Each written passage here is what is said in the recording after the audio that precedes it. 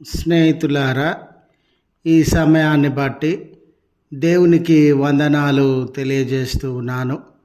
ప్రేమపూర్వకముగా మిమ్మల్ని అందరినీ వాక్య ధ్యానంలోనికి ఆహ్వానిస్తూ ఉన్నాను.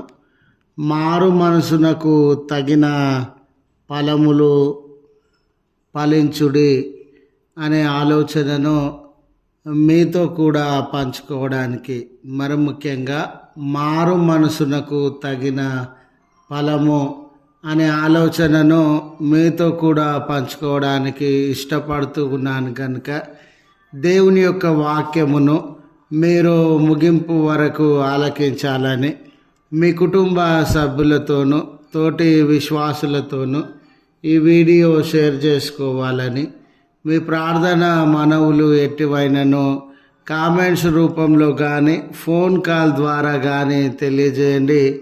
నమ్మకంగా మీ కొరకు ప్రార్థిస్తాము.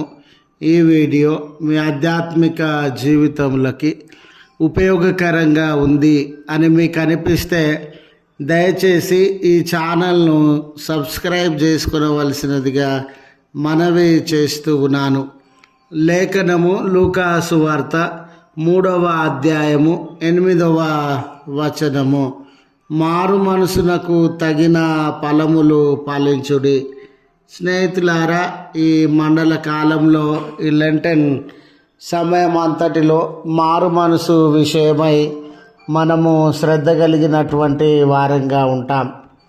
ఒక వ్యక్తి జీవితంలో మారు మనసు అనేది చాలా ప్రాధాన్యమైనది.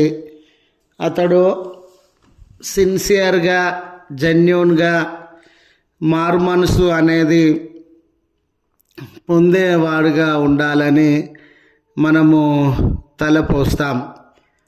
అయితే మారు మనసు అంటే ఏమిటి అని అంటే, పాపము నుండి వారి జీవితములను తొలగించుకొని దేవుని వైపు వారు తిరిగేటటువంటి వారుగా ఉండాలి. పాప జీవితము ఈ సమాజానికి, దేవునికి, తోటి మానవునికి వ్యతిరేకమైనటువంటి పాత జీవితము నుండి వారు వేరై దాన్ని విడిచిపెట్టి దేవుని వద్దకు వచ్చే వారుగా ఉండాలి. అయితే ఈ కార్యము చాలా జెన్యూన్గా, సిన్సియర్గా జరిగించే వారుగా ఉండాలి. అయితే ఊరికే నేను మారు మనసు పొందానండి అని మన పెదవులతో వల్లించడము కాదు, కానీ ఆ మారు మనసు పొందినటువంటి బిడ్డల జీవితము ఏ రీతిగా ఉంటుందో, వారి క్రియలు, ప్రవర్తన, వారి ఆలోచన ఏ రీతిగా ఉంటుందో అటువంటి క్రియలను, ఆలోచనను కలిగి మనము ప్రవర్తించేటటువంటి వారంగా ఉండాలి.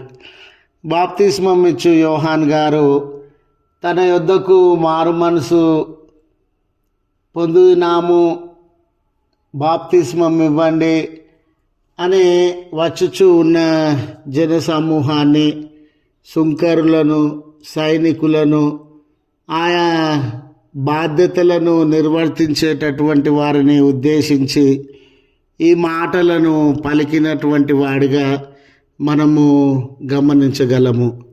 అయితే వారి జీవితాలలో మారు మనసుకు తగినటువంటి ఫలితము లేదా మారు మనసుకు తగినటువంటి ప్రవర్తన ఏ రీతిగా ఉండాలి అని వారు తెలియజేసినారనంటే, మారు మనసు కలిగినటువంటి వ్యక్తి ఇతరులకు సహాయం చేసేటటువంటి వాడుగా, ఇతరుల యొక్క ఆపదలను, శ్రమలను, అవసరతలను గమనించేటటువంటి వాడుగా ఉండాలని, 2 అంగీలు కలిగినటువంటి వాడు, అంగీ వస్త్రములు లేని వారికి అందజేయాలని, భోజనాన్ని అందజేయాలని, వారి వెంట నడిచి వారి గమ్యాన్ని చేరుకోవడానికి సహకరించాలని, సుంకరులైనటువంటి వారు అన్యాయంగా ఇతరుల యొద్ద నుండి డబ్బు వసూలు చేయకూడదని, సైనికులు అనేటటువంటి వారు అన్యాయంగా అకారణంగా ఎవరిని అరెస్టు చేయకూడదని. ఇలా వారి వారి జీవితాలలో వారి వారి బాధ్యతలలో వారి అనుదిన ప్రవర్తనలో మార్పు అనేది కలిగి వారు జీవించేటటువంటి వారుగా ఉండాలి అనే విషయాన్ని బాప్తిస్మం ఇచ్చే యోహాన్ గారు వారికి తెలియజేసినటువంటి వారుగా ఉండినారు. కనుక స్నేహితులారా, ఈరోజు ఈ లెంట్ కాలం అంతటిలో మారు మనసు చాలా ప్రాముఖ్యమైనదని మనం భావిస్తుండగా అది ఏదో ఆచరణాత్మకంగా ఆచారాలతో కలిగినటువంటి మారు మనసుగా కాకుండా మన క్రియలో ప్రవర్తనలో మనం చేసేటటువంటి కార్యములన్నిటిలో మన అనుదిన జీవితంలో కూడా తోటివారికి ప్రయోజనకరమైనటువంటి జీవితము, బాధ్యత నెరవేర్చడంలో అన్యాయము అక్రమము అనుసరించినటువంటి జీవితము కలిగి ఆ మారు మనసునకు తగినటువంటి ఫలితము మనము అందించేటటువంటి వారంగా ఉండాలని ఈ లెంట్ కాలానికి లేదా మన జీవిత కాలం అంతటికి ఇదే సరి అయినటువంటి మారు మనసు అని, ఇదే సరి అయినటువంటి మారు మనసునకు తగిన ఫలితం అని గుర్తు చేస్తూ ఈ మాటలను ముగిస్తూ ఉన్నాను. ప్రార్థించుదము. కృపగల తండ్రి, ప్రేమగల మా దేవా, మీ పరిశుద్ధ నామమునకు వందనాలయ.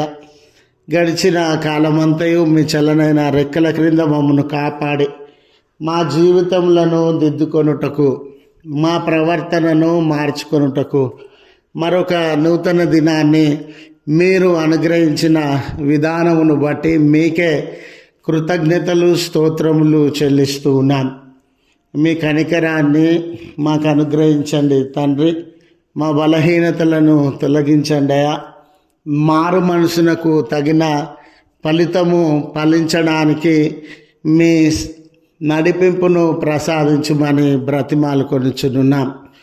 అంత మాత్రమే కాదు, మా జీవితాలలో ఉన్న సమస్యలు, భారములు, కొరతలు, కన్నీళ్ళు, బంధకముల కొరకు మీ ఎదుట ప్రార్థన చేస్తూ ఉన్నాం.